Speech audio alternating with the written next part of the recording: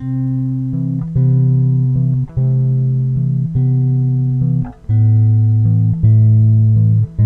Armand Diaz here with another video astroblog question and answer, this time about moon voids.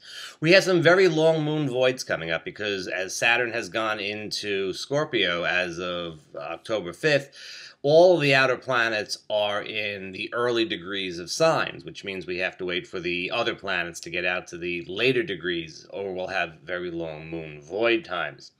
Now, the moon, as it goes through a sign, will aspect or communicate with other planets at other places in the zodiac.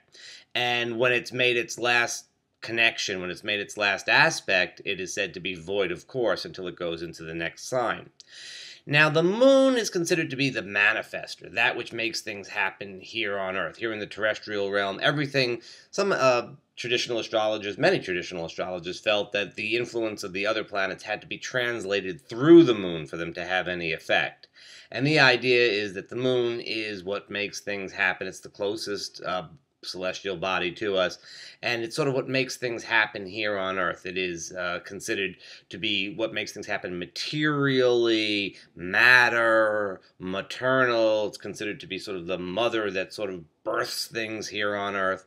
And so if you're going to get something real concrete happening, it has to sort of come through the moon. Now, when the moon is void of course, it's sort of like the moon is coasting and not really making a lot of stuff happen. And so the idea is that when the moon is void, things that are undertaken will not turn out as planned, or nothing will come of it, or if something does happen, that it has a sort of faded quality.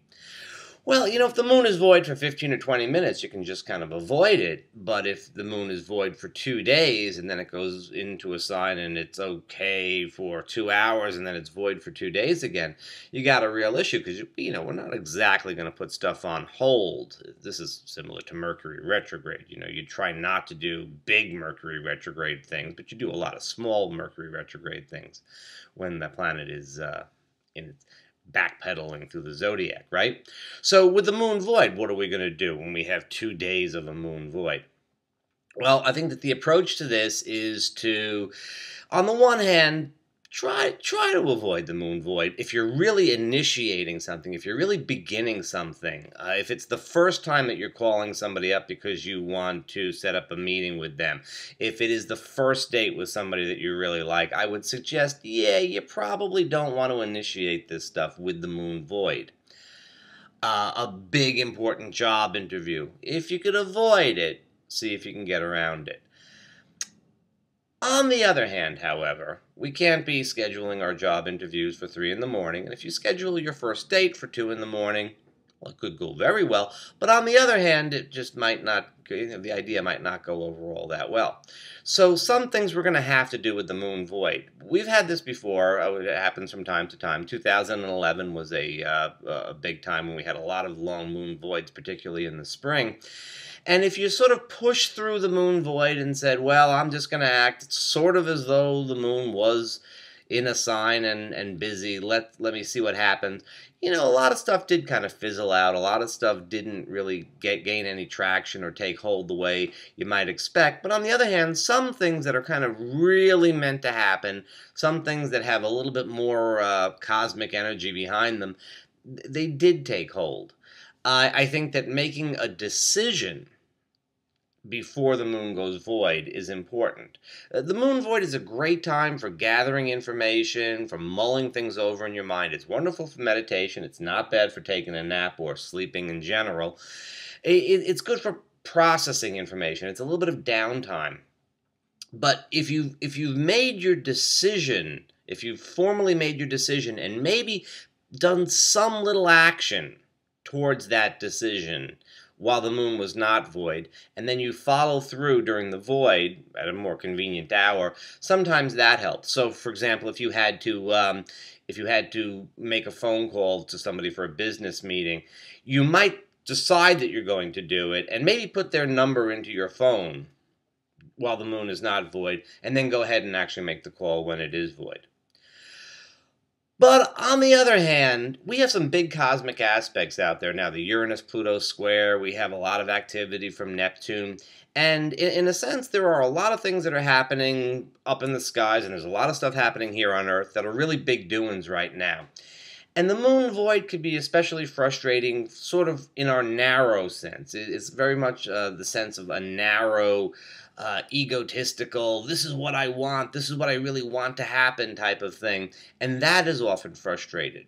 I think that the bigger things, the things that are part of your overall life path, something that you're doing where you're really manifesting, your deepest soul purpose, I don't feel that that is going to be derailed by the moon void.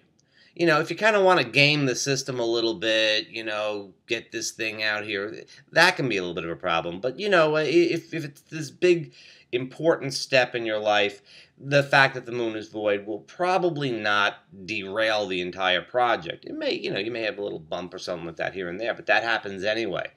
So, in a sense, I wouldn't worry about it too much. But a good strategy is to make your decision and take some little symbolic action before the moon goes void, and to remember that some things are really not meant to be. Some things can sort of throw you off a little bit.